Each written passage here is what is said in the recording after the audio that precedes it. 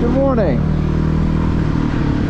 It is day 8 here, and I have just been told that we can get in and see the lake from a dirt road up here. So we're going to go and see if we can find it by avoiding the tourist area. I'm trying to keep all my weight on the back tire and steer with my weight because it's pretty much just like sliding. Here we go, something a little bit hard. I say we follow this main trail here because it looks like on once we get off the trail the sand's kind of deep. Okay, hopefully we get some hard ground up here. Okay, this sand's a little bit deep.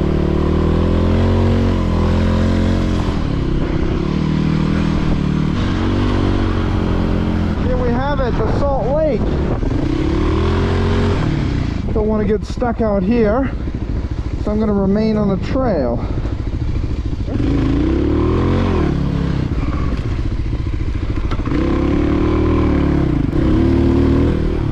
Let's see what's over here.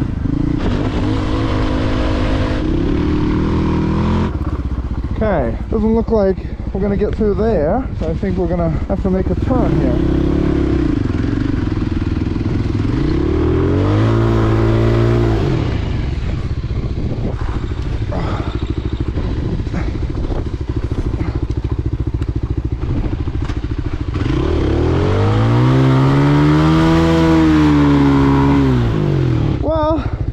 This is not our first rodeo. So it's the same idea here. Got to get at least one of the wheels onto hard ground so it has something to grab onto. It looks like this mud is a little bit deeper here.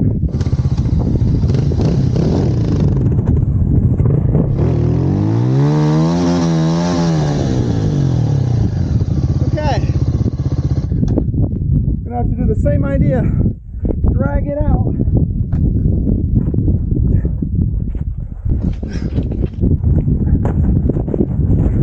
Oh.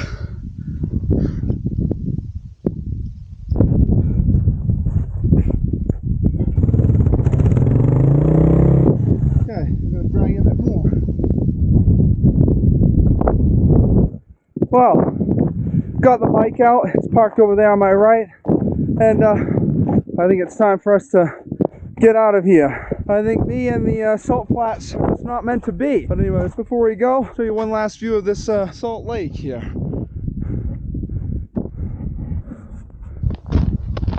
I should have stayed over here. Here it's much harder. But that's the thing with these salt flats, it's impossible to tell where it's deep, where it's soft, where it's hard. So I think it's better if we stick to the road for now, because I definitely don't want to burn out a clutch or something out here.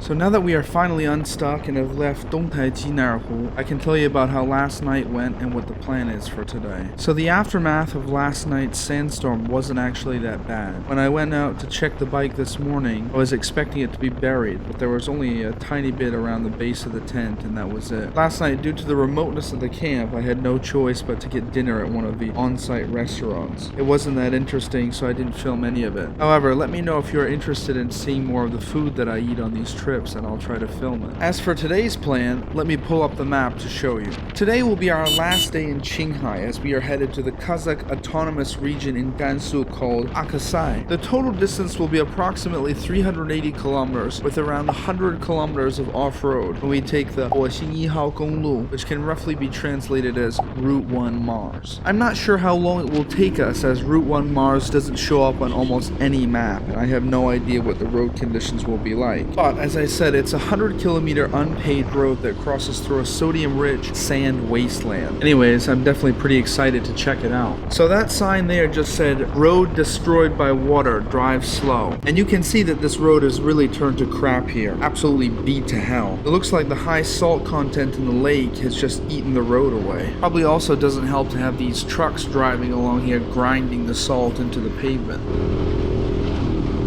Who knows, maybe your Amazon or Temu purchase is in the back of this Maersk shipping container here bouncing along next to Dongtaijinaier Lake. Here you can see the road is literally just falling into the lake. They've obviously tried to prevent erosion, but it doesn't look like it's working.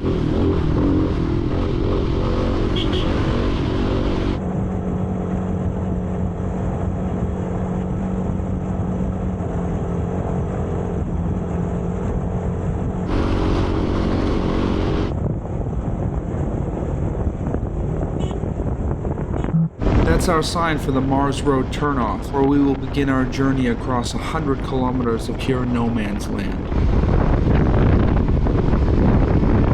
So you might be wondering why this road is called the Mars Road. Well, first, the area surrounding the road is the largest Yardang landform group in the world. They're basically soft rock or bedrock surfaces that have been eroded into alternating ridges, parallel to the dominant wind direction, like in the photo. Thus, this area is called the most Mars-like place on Earth. The word Yardang, or Yadan in Chinese, actually comes from the Uyghur language, meaning steep cliff-like hill. It also should be noted that there is absolutely no cell service out here. So if something does go wrong, we're really on our own out here.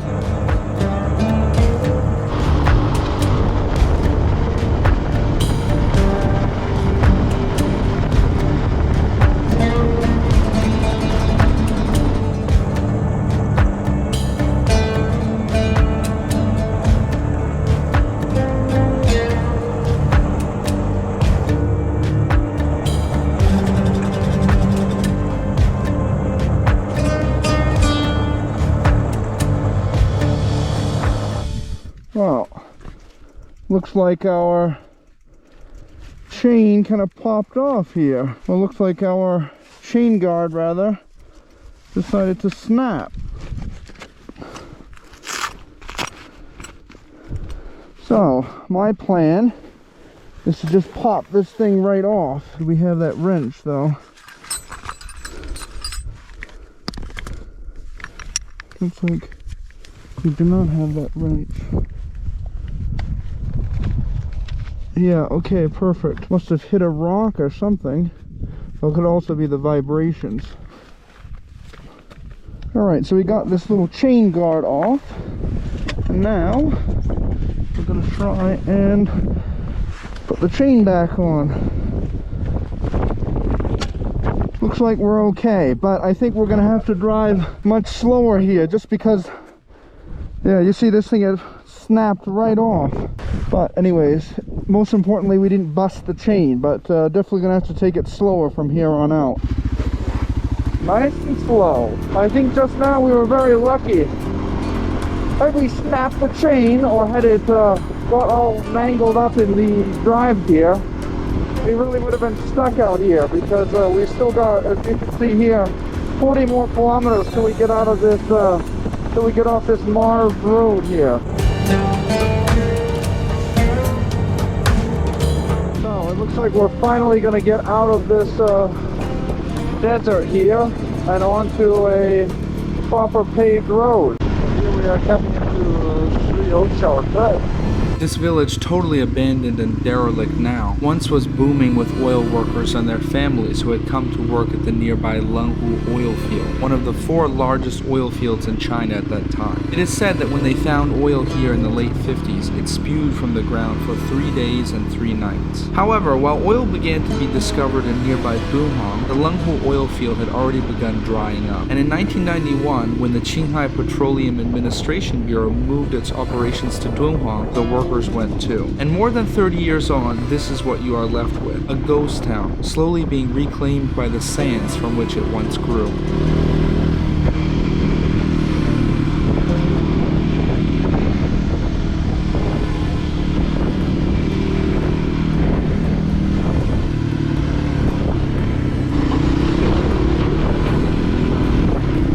Something like a little bit of dust.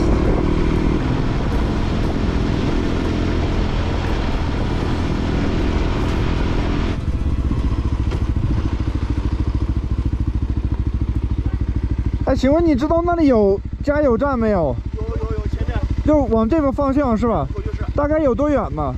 大概有个1公里2公里。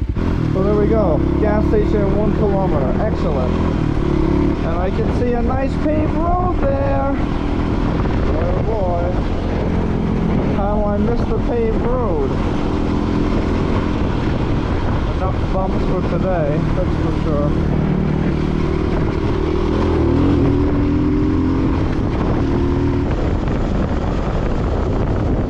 There we go, finally made it. 洗车的地方没有这边。到那个阿克塞应该有。这边很缺水。多加点吧。店里边。多来点吧，多来点。好，可以。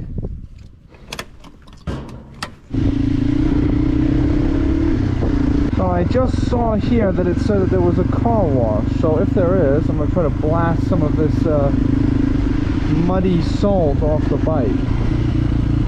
Now that's quite the contraption. 那个洗车是在哪里洗的？往这个方向是吧？隔壁。啊，隔壁啊。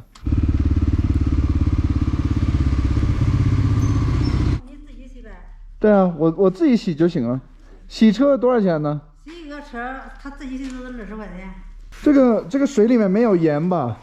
啊？有没有盐？水里头的盐不多，你这车上沾的都是盐。嗯，我说这个没有盐吧？没有。好好。Okay, so I feel much better now that we've got the bike washed. We've got everything washed off it, all the salt, all the mud, and I put some lubricant on the chain, so we are ready to roll here. Oh, this is quite the rig they've got here. 你们这个车是用来干嘛的？这么大的？大劲道。嗯，可以啊，这个是。这个跑到哪里应该都没问题吧？这个车。你这跑到哪里也没问题。没有，我这轮胎小了。如果换了这种轮胎就好了。那完了，哎呦我操，这也享受不了啊！对呀，150啊？没有，300的。300啊？时速总跑多少啊？看到吗？100差不多。跑100。跑多久了？跑这？我是把车运到了西宁，然后从西宁出发了。现在开了8天，现在是第8天。啊，现在去哪儿啊？去那个阿克塞。阿克塞。对。应该过了呗。这小油能跑多少公里啊？300不到。好了，我先走了，拜拜。哎。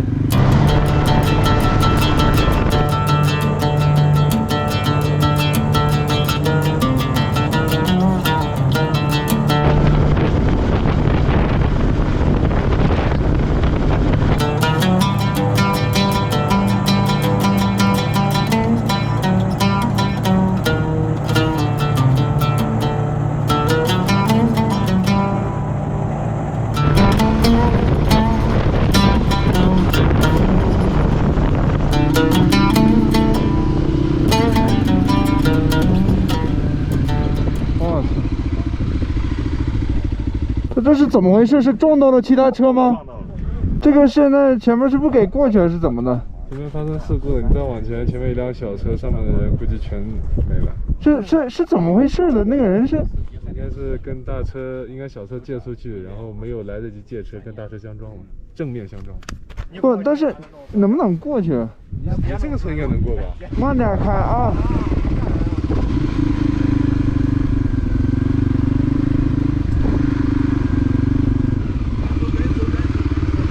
谢谢啊。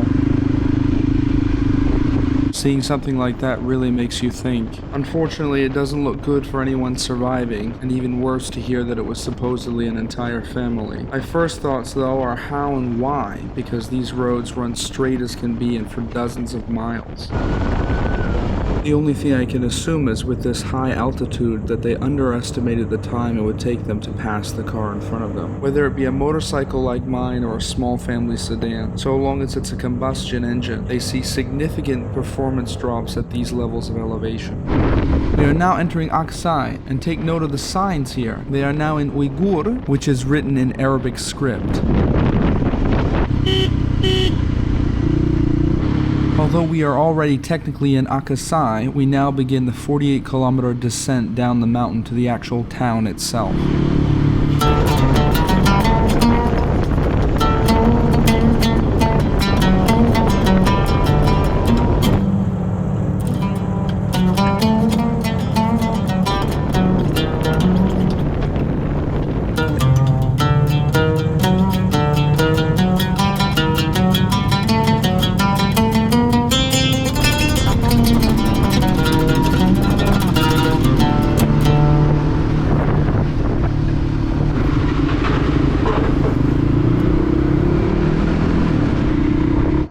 So a little update here. Actually, the first hotel that I ended up going to, it turned out that they didn't have the proper paperwork to accept foreigners. So then it was this whole process of getting to another hotel. But anyways, now I'm checked into the other hotel and walking to go and get some food here.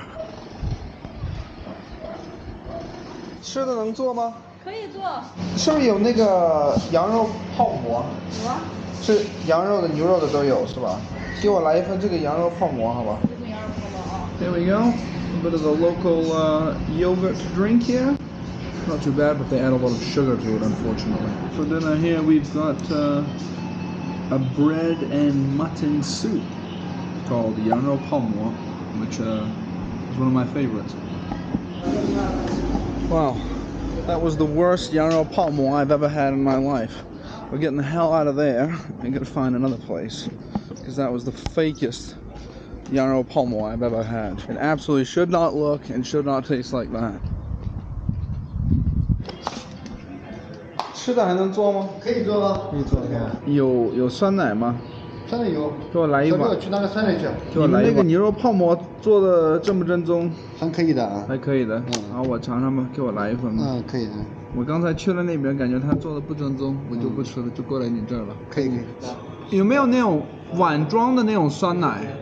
就只有这种是吧？哦，what do you know? The same as the other place. Looks like they get it from the same supplier. 它这个是牛肉是吧？牛肉泡馍啊。肉没给你放，给你放点肉。Ordered it with beef and it came with no beef. 这次就有牛肉了。不好意思啊，忘记了。没事没事。There we go. Got the beef this time. Well, not as good as I've had it before, but much better than the first place we went to. So.